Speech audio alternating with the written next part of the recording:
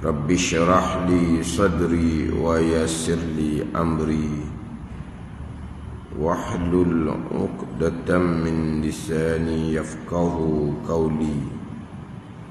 Subhanaka la ilma lana illa ma 'allamtana innaka antal alimul hakim. Wala hawla wala quwwata illa billahil aliyyil azim. Kitab Bidayatul Hidayah, muka surat 21, baris ke-7 daripada bawah. Muka surat 21, baris ke-7 daripada bawah. Qala al-muallifu rahimahullahu ta'ala wa nafa'ana bi'ulumihi amin.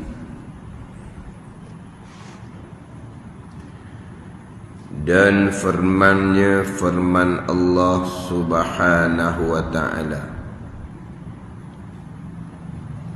wa kallamallahu Musa taklima. Arti wa kallamallahu Musa taklima, dan berkata-kata Allah Ta'ala, ini berkata-kata oleh Allah Subhanahu wa Ta'ala akan Nabi Musa alaihi salam, akan Nabi Musa alaihi salam sempurna perkataan, sempurna perkataan. Wa kallamallahu Musa taklima, dan berkata-kata Allah Subhanahu wa Ta'ala akan Nabi Musa alaihi salam sempurna perkataan, takliman, akan sebagai berkata-kata. Ini sambungan bicara berkaitan dengan dalil wajib pada akal. Allah Subhanahu wa Ta'ala bersifat dengan sifat sama, bersifat dengan sifat basar, dan bersifat dengan sifat kalam. Didatangkan dengan dalil ayat Al-Quran, dalil nakli, kemudian disertakan di bawah tu dengan hadis Nabi sallallahu alaihi wasallam, dan juga bersekali dengan dalil akli. Daripada sifat wujud sampai ke sifat hayah, dalam matan Ummul Barahin hanya didatangkan dengan dalil akal, tidak disertakan dengan dalil nakli, dalil ayat Al-Quran dan hadis Nabi sallallahu alaihi wasallam. Masuk sifat sama, basar, kalam, didatangkan dengan dalil akal, dan didatangkan dalil nakli ayat Quran dan hadis, kemudian didatangkan dalil akal. Yang pertama menunjukkan bahawa dalil ada dua. Dalil Al-Quran satu laginya dalil akal. Nak menyatakan bahawa dalil dalam pegangan kita ni, aqaidul iman yang 50 ni ada dua dalil. Satunya dalil ayat Al-Quran dan hadis, satunya dalil akal. Yang kedua, kenapakah didatangkan dalil ayat Quran serta dalil akal? Sebab dalil akal ni sepitah lalu, selapih, tak berapa nak kuat mana. Sebab dalil akal daripada sifat wujud sampai ke sifat hayah, dalilnya adalah ada makhluk ini. Dalilnya ada makhluk ini.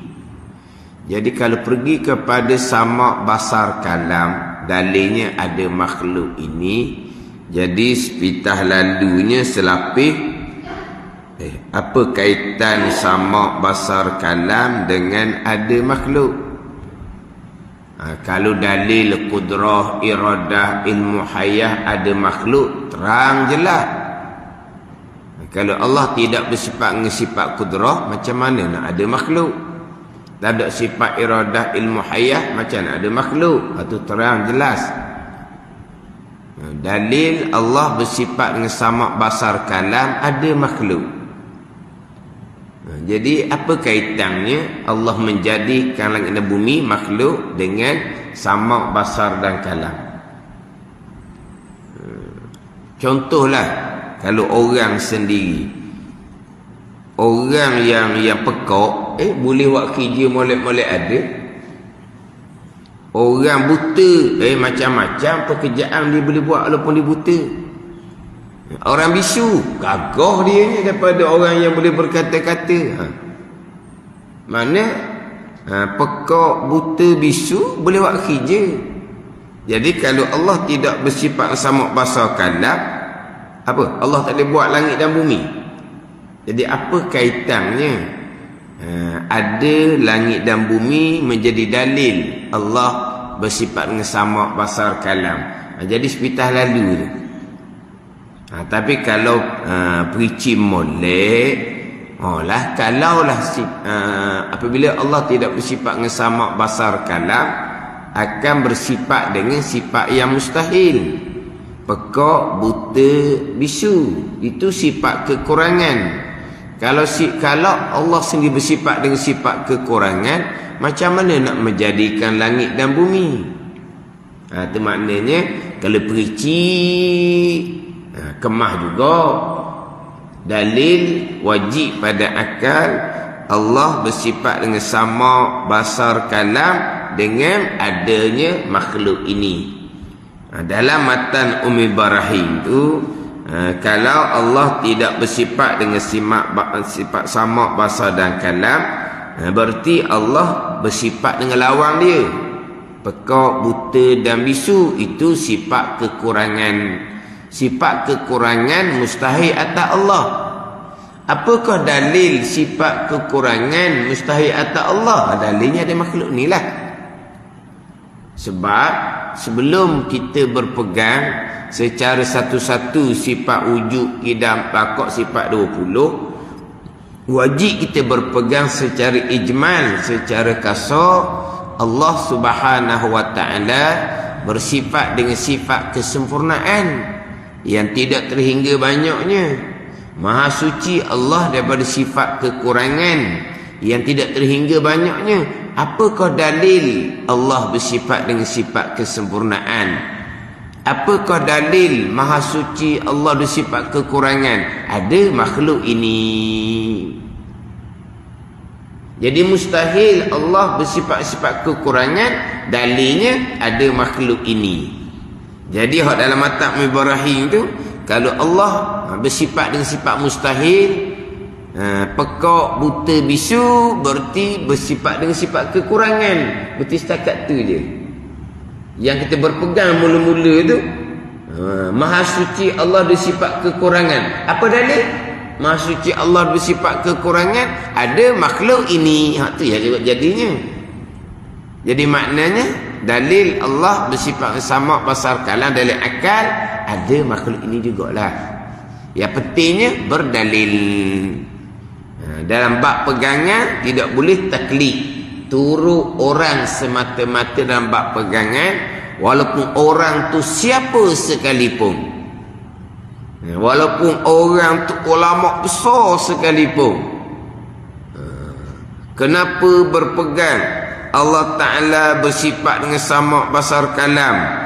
Sebab imam ulama yang besar ni yang berkata seumpama tu tak memadai, tetap wajib berdalil sendiri. Sebab manusia ni ulama besar macam mana sekalipun, tidak mustahil kemudian digajar pasal lain. Tidak mustahil. Pada akal lah, pada adah mustahil.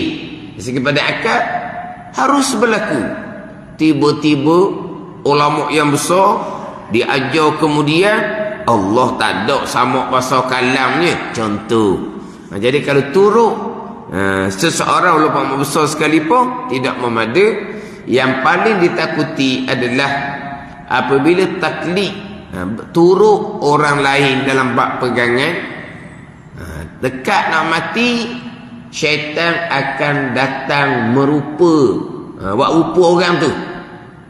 Tak kira orang tu ulama besar ke, guru kita ke, mak ayah kita ke.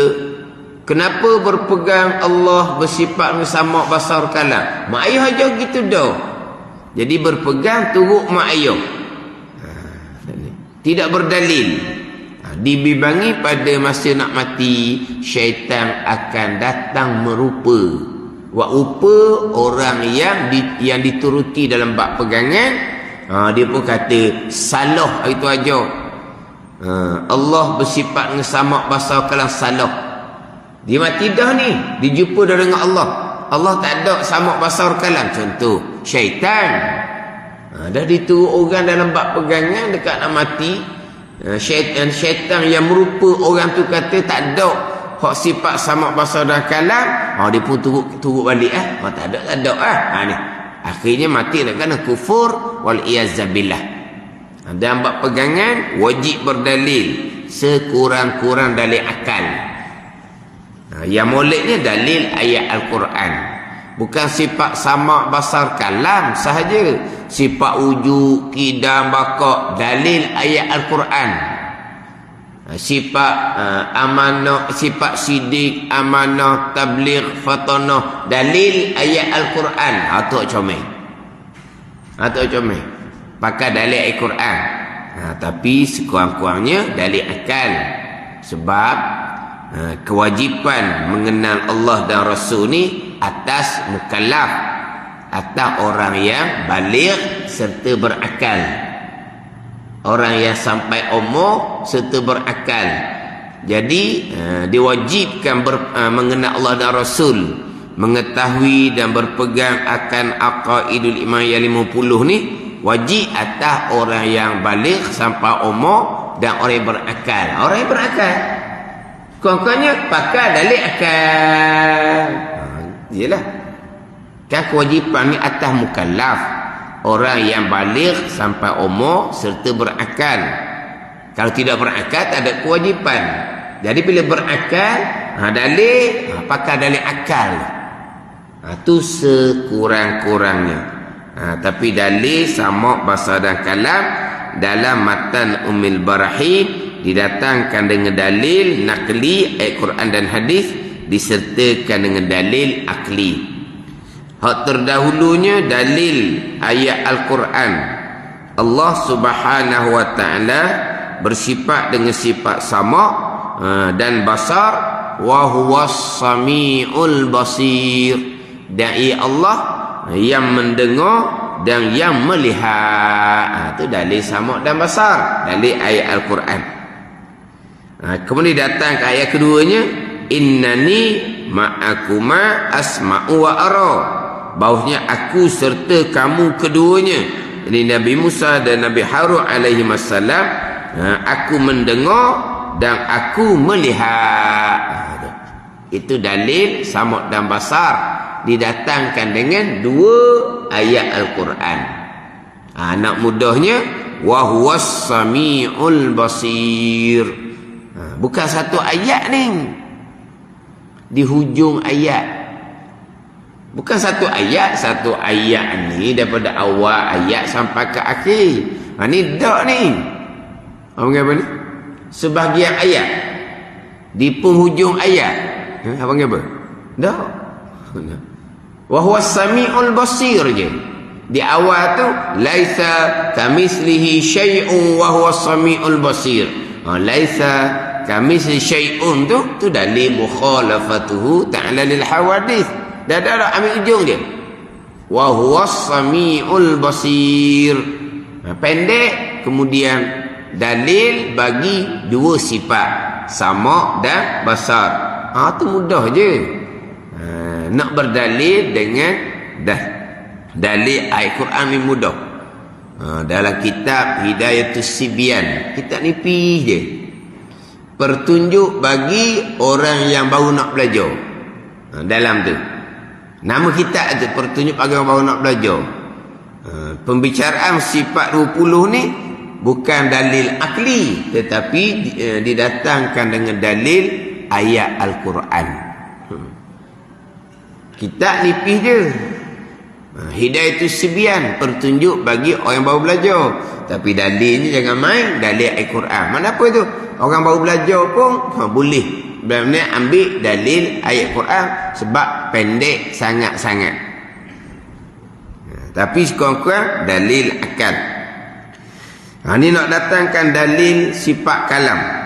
Dan firmannya, firman Allah Subhanahu wa ta'ala, wa kallamallahu Musa taklima. Artinya, dan berkata-kata Allah Ta'ala akan Nabi Musa sempurna perkataan, ini akan sebagai berkata-kata. Ayat ni menceritakan Allah Subhanahu wa ta'ala berkata-kata dengan Nabi Musa alaihissalam.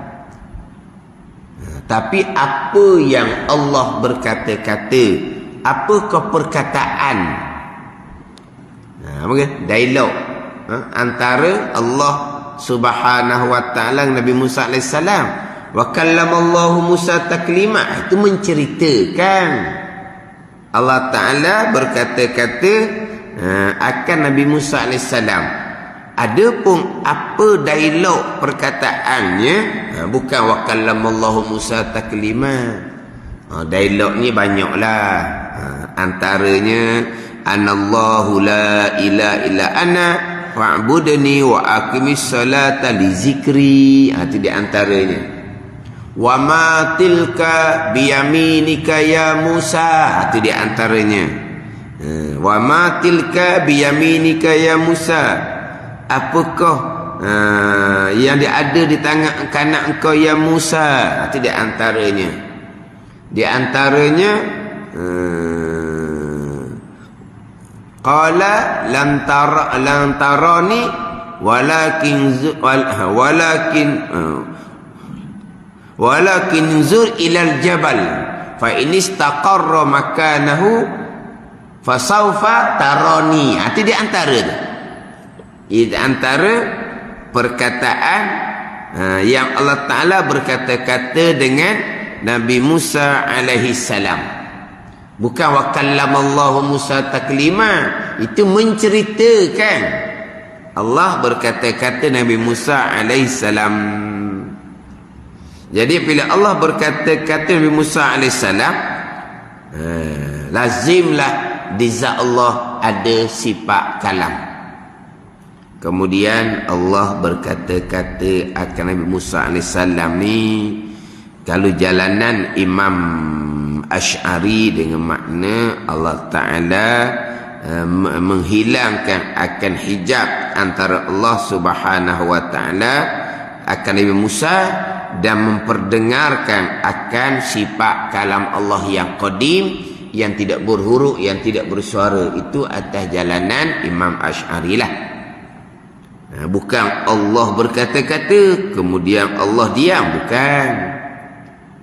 Berkata-kata dengan makna Allah Subhanahu wa Ta'ala mengangkat hijab antara Allah Subhanahu wa Ta'ala dengan Nabi Musa AS, dan Allah memperdengarkan akan sifat kalam Allah Subhanahu wa Ta'ala yang qadim, yang tidak berhuruf, yang tidak bersuara.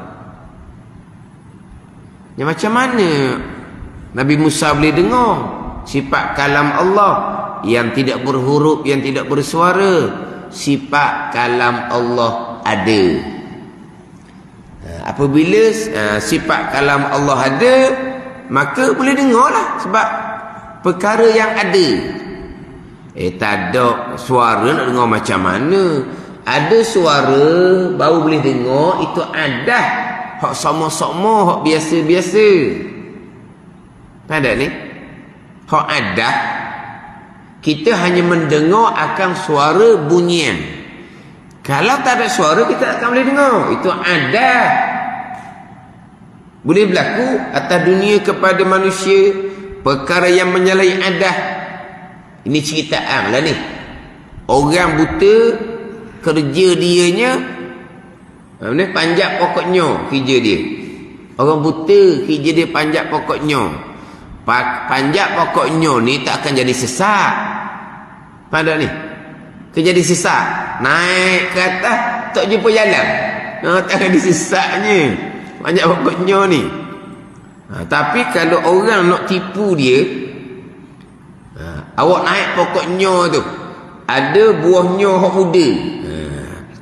Nak tipu dia ni. Dia orang buta. Nak tipu dia. Dia sebelum nak naik tu, dia letak telinga dia di pangkal pokok nyo. Dia letak telinga di pangkal pokok nyo. Bohong tak ada orang muda dia dengar apa? Cuba kita ambil telinga, kita letak di pangkal pokok nyo tu.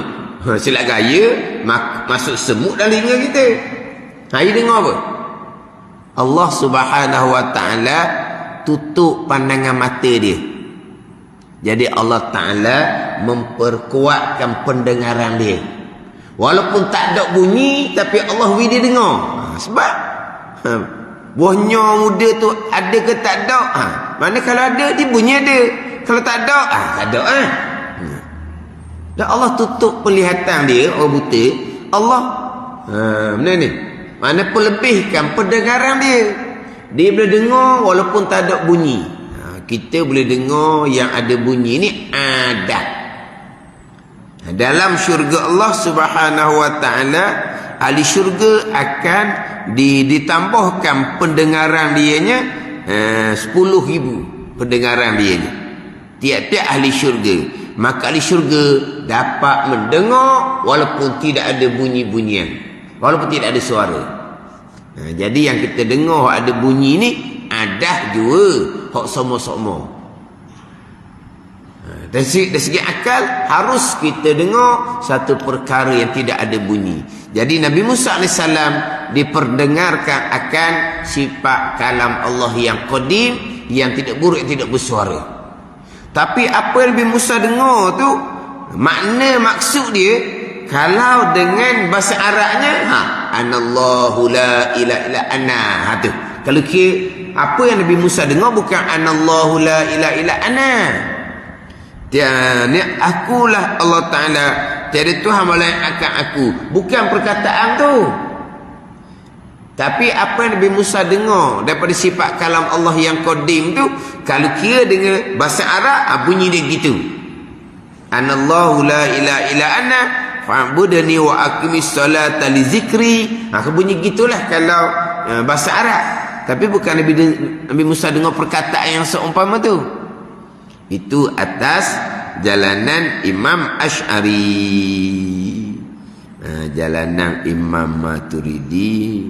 Nabi Musa AS dengar akan perkataan yang Allah Ta'ala jadikan perkataan tu pada sesuatu. Itu perjalanan Imam Maturidi. Tapi nak bicara di sini, apabila Allah Ta'ala berkata-kata akan Nabi Musa AS, itu menjadi dalil bahawa di zat Allah Subhanahu Wa Ta'ala ada sifat kalam. Dan lagi firman Allah Subhanahu Wa Ta'ala, Inni astafaituka 'alan nasi birisalati wa bi kalami. Artinya bahawasanya aku ini Allah Ta'ala pilih akan dikau ya Musa atas sekalian manusia dengan risalahku dan dengan kalamku. Inni astafaituka 'alan nasi birisalati wa bi kalami. Ini hak Nabi Allah Ta'ala berkata-kata dengan Nabi Musa AS. Apa dia antara perkataannya?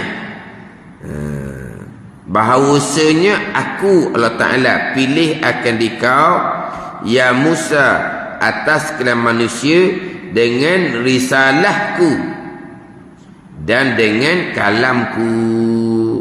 Dengan risalahku maknanya aku ambil akan dikau buat rasul aku. Dengan risalah, dengan kerasulan. Dia risalah ni kerasulan, sifat. Tuang dia rasulun. Nubuwah, kenabian. Orang yang ada nubuwah di tubuh di zat dia, tuang dia namanya nabiyun. Risalah kalau kita tengok kerasulan lah. Orang yang ada risalah nama dia rasulun. Nubuwah, kenabian. Orang yang diberi pangkat nubuwah, tuang dia namanya nabiyun. Gitu. Risalah ni dengan bahawa Allah Ta'ala jadikan Nabi Musa AS sebagai seorang rasul.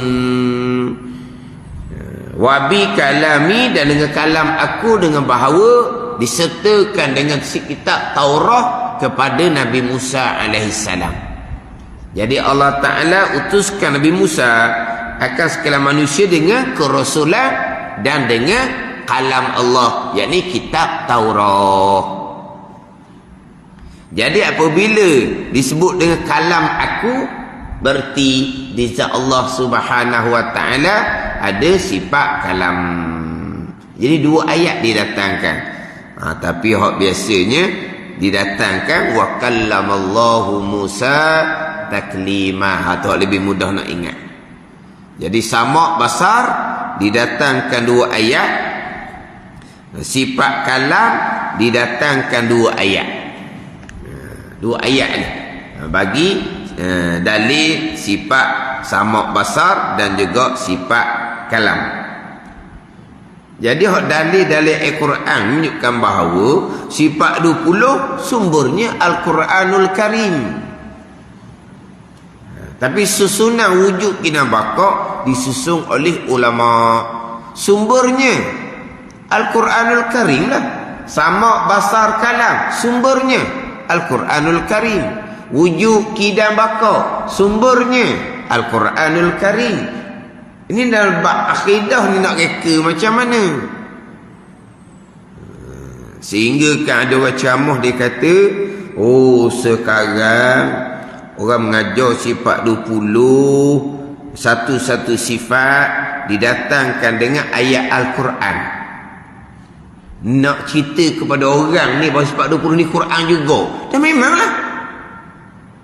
Jadi dia kata bicara sifat 20 ni disertakan di Quran. Wujud, kidam, bakak disertakan dengan ayat Al-Quran. Ni nak selindung belakang ni dia kata. Sebab sifat 20 bukan daripada Quran. Tapi dia kata nak selindung. Nak cerita pada orang bahawa sifat 20 ni sumbernya Quran. Maka didatangkan Quran. Dan memang sumber di Quran.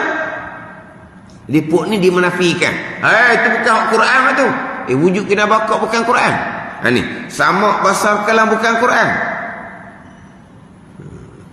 Dia tahu tu bukan Quran. Dia bukan Quran ambil mana?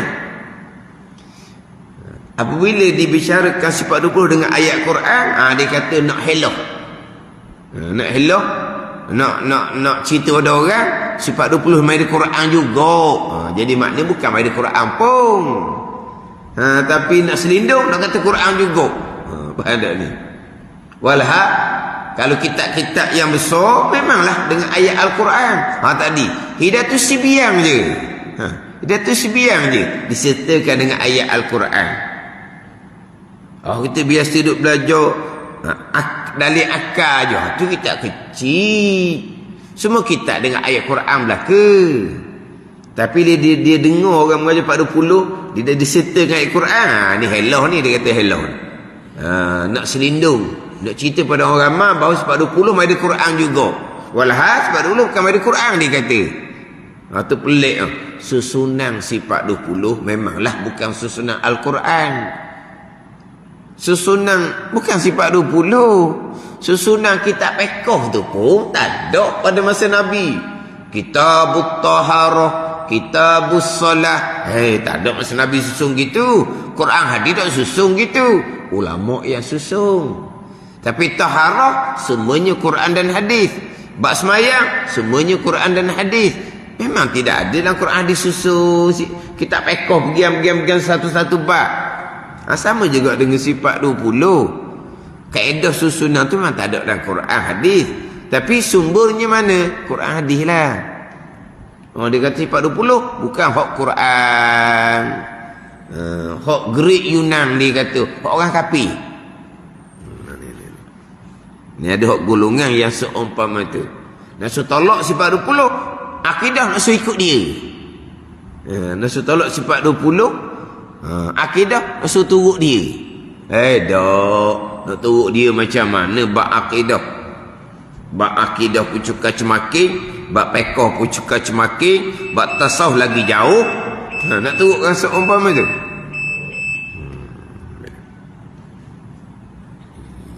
Sumber ilmu akidah ni Quran dan hadis. Sidi, amanah, tabligh, fatanah. Quran lah sumbernya.